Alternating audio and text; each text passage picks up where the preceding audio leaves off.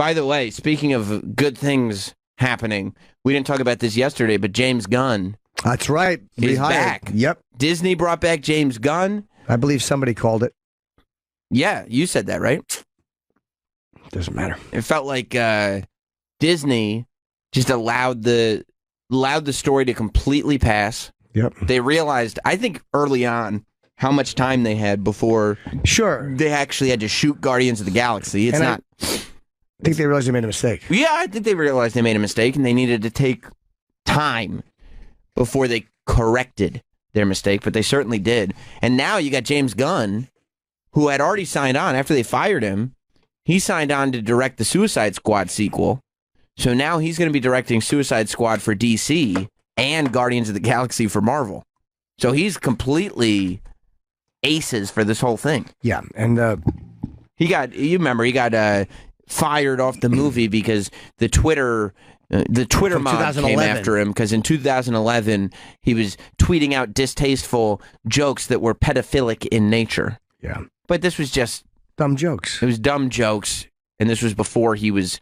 This is when he was doing stuff for our good pals at Troma and whatnot. This was before he was a mainstream Disney director. But what was great was everybody in the cast came out in favor of him and publicly told Disney that they wanted him on board.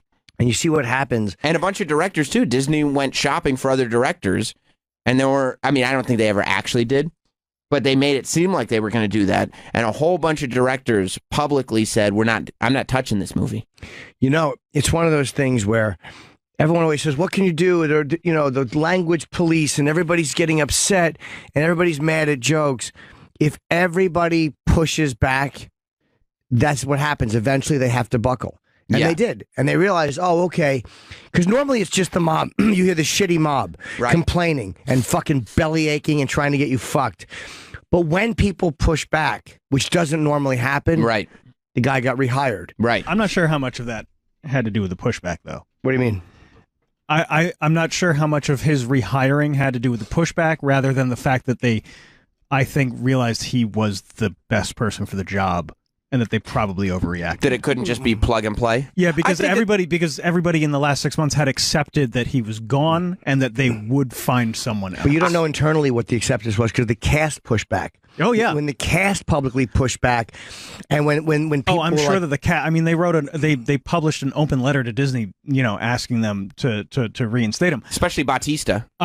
Bautista didn't want anything to do with Disney. He was motherfucking them on a weekly basis. They could have found somebody else to direct this movie eventually. But here's what I think, though, in terms of finding another person to direct the movie. Jeff Palmer could have done it, but JEFF? Well, they were doing it alphabetically. Yeah. You fuck. But I think that they realized, too, that so many people were annoyed by the decision, especially fans of the movie, that if they did this third Guardians of the Galaxy movie and somebody else directed it and it wasn't great, because people loved the first two, if the third one was not great, then it would draw this whole thing up again and fans would finally start rebelling against Marvel instead of being the blind fanboys that Travis is. And Travis, as far as not finding the best person, it doesn't matter. They fired Roseanne from Roseanne. Yeah, they did. They don't always care about the best person. They just panic. Right. Especially the networks. They fucking panic and they collapse. Disney had the luxury of time, whereas ABC didn't, so they just panicked and reacted. Well, ABC also didn't have the Connors saying, please hire Roseanne back. The rest of the Connors, the rest of the cast was like, well, you want to do it without her? Yeah, and they were all publicly, we don't agree. Right. Fucking shut up. And I said this to Sam earlier, but by having the benefit of time, it's been, 8 months or whatever since this happened? Now, Disney looks like the hero. Exactly. You're 100% Disney, right about that. They did the right thing. They rehired James Gunn. Good for Disney. Because they waited so long, it doesn't seem like Disney buckled because nobody was talking about it. It seems like one of these things where they probably just rethought it and they talked behind the scenes and they probably said, look, relax. Maybe this can give it some time. Yeah. That's what I read, that they never even searched for another person, that they internally realized that they had to get James Gunn back. Yeah. Well, he completely created the Guardians of the Galaxy universe. The Guardians of the Galaxy movie is actually different from these other Marvel movies. Yeah, I mean, when And it it's was announced, everyone was like, they're making a movie about the Guardians of the Galaxy. Exactly. Like, because you go from these hot properties like Iron Man, Thor, the Avengers, and then Guardians of the Galaxy, where if you're a comic book fan, sure, you know about them, but not, just Right. a regular person. Yeah, Disney Studios chairman Alan Horn says that he actually decided to rehire Gunn months ago. Oh, he does. Okay. And, yeah, Just wanted to give it some time. I guess so. Some time. Makes I talked sense. to Lita, and I told her it's going to take time. That guy Eric on 90 Day Fiance. Oh, my God. Your daughter, I had told it's going to take some It's going time. to take some time. We don't have it in our budget right now. Oh, that's a different guy. That's Colt. Oh, I somehow get them all confused. They all bring these beautiful women over from overseas, and they all have financial difficulties. A lot of times I feel like on 90 Day Fiance, they haven't properly described their financial strife to their bride-to-be's. You don't think so? They lie. They do. And Larissa, I follow her. You on didn't Instagram. bring me flowers? No, we're not going to buy flowers. I'm not going to stop and buy flowers. Not responsible. It's not responsible. We have to budget our money. We don't have it in the budget right now. No air conditioning in the car, and I'm heavy. He doesn't. You can roll down the window if you'd like. What about Larissa? You follow her? She's sexy. Yeah, she's so sad. Well, she got some surgery done. Oh, good. Is she still in the States? She's in Vegas. Is she happily married? Not to Colt. So wait a minute. So she's allowed to stay in the States? I don't know. I'm not quite sure what's Or are they going going on. through proceedings? But she does have a new boyfriend that she is showing off. Oh. Goldie. Maybe they're engaged now, so she can stay in the country. I don't know if it works that way. You can't stay in while you're waiting for. Listen, You can't re-up your 90 days if you get engaged to another person? I don't think so. You think that's a little fishy? I honestly don't know. That'd be a great workaround. Oh, she's She privatized her. You got in before it was privatized because you're a follower? I am following. Yes. I see. Okay. Oh, you can do cameos for her. Oh, she's the best. She is. She's just great. And then Neil deGrasse Tyson is being brought back to all of his shows as well. That's right. They did their It investigation. took a couple months. Yeah, I think that's another one where when they bring these guys back, because they realize after going through their internal investigations that it wasn't what it appeared to be.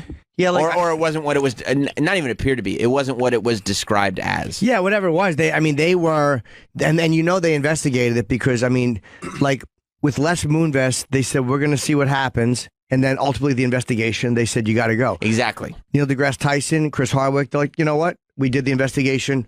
We're comfortable with you coming back. That's all you ask for is them to go through the process and fucking. But it also depends on who speaks.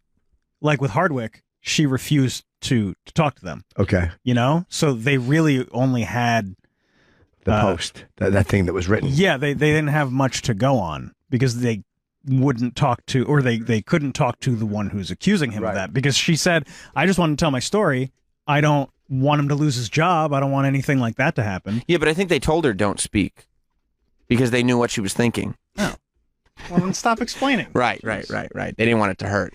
But I don't know who's talking in the Neil deGrasse Tyson investigation. Well, here's the real concern though that still exists is that for a lot of these people, the accusation still sticks, meaning they get their job back and everything, but in the court of public opinion, once the accusation comes forward, a lot of people do not sit there and wait for this internal investigation. Unless it's guilty. Like James Gunn and Neil deGrasse Tyson. James Gunn was a big story over the weekend because Marvel and Disney. Neil deGrasse Tyson it was there, but within 24 hours, people had moved on. Nobody was talking about it anymore because they're not guilty, or because they're coming back.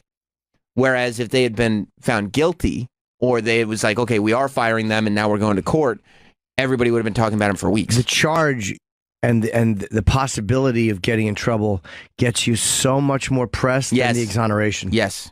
100%. Yeah, nobody follows up. Nobody follows up. No one. But I think, you read the Neil deGrasse Tyson stories and you're going, like, he seems like he might have been like a little flirty and that's it. Yeah. And I believe that. Yeah. I believe that he was a little bit flirtatious. Somebody flirty with me. I took it. Well, you're a good man. Caressed my face. He did? That's Big a little, hands. that's a lot. Didn't you see that? No, I didn't notice. He's smooth, though. He waits until I'm not looking. He doesn't want me to get jealous. He understands. Yeah, he does. So, But, good for him. I think he was probably a little bit flirtatious.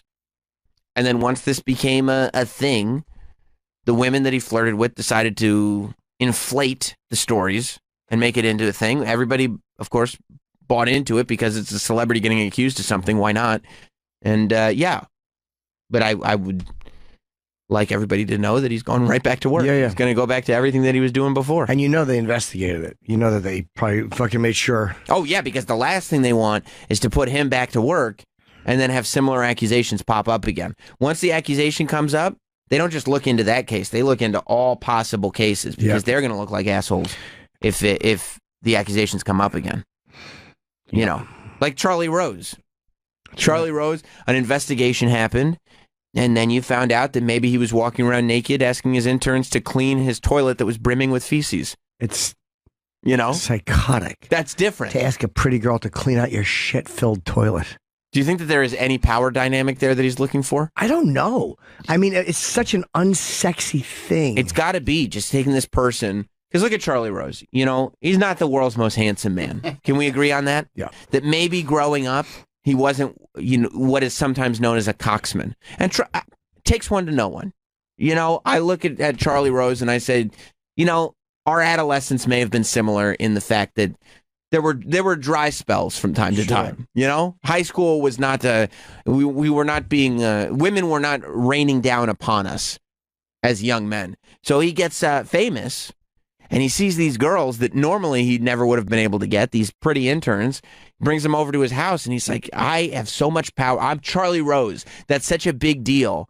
I'm going to make this pretty girl clean my toilet that I haven't flushed in a week. Brimming with feces. Brimming with feces. What do you call a plumber? It was described as looking like a toilet in the overnight Sirius XM bathroom. Except there was none on the walls. Yeah. Fucking animals here. Just shit and thrown on the wall. Just shit everywhere. You come in here overnight, just shit everywhere all over the bathrooms. It looks like Charlie Rose. It said it was brimming with feces, and I left the upstairs and had left the upstairs smelling like a factory farm. My yellow dish gloves were flimsy, and it was impossible to move the plunger without excrement slopping from the bowl. I mean, I confidently reassured myself no man would ask this of a woman with whom he wanted to have sex. She wrote, "Wow." But I mean, either way, even if he didn't want to have sex with you, like, is Reed in there? Who the fuck would? Could you bring him to the microphone? I just have a question for Reed. I don't understand asking a woman to clean out your shit-filled toilet. Reed's our intern. Come on over. Hey, Reed. Yes, sir. Would you mind coming over to my house, leaving the workplace, and maybe this weekend, not even during the week, please come over to my house. There's a toilet upstairs that I keep shitting in, and I haven't flushed it in a week. Would you clean that out for me? Is this on or off the books? Don't worry about it. I'm gonna have to pass on that. Okay, then. you see? So even though Reed's not sitting, the idea that she's like, well, at least he doesn't want to have sex with me. I'll clean out his toilet bowl. If a man tells you, clean out his brimming feces toilet bowl, just say no. That's what they should be teaching. just say no. I'm not going to clean your shit toilet. Because when I put the plunger in, some of it falls on the floor. And who's going to clean that up? Hire a fucking plumber. Who wants a girl cleaning their toilet? Charlie Rose. Hey, Chris has an important question. Let's go to Chris on Staten Island. What's up, Chris? Good morning, gentlemen, and you too, Sam. Hello. Oh, Chris.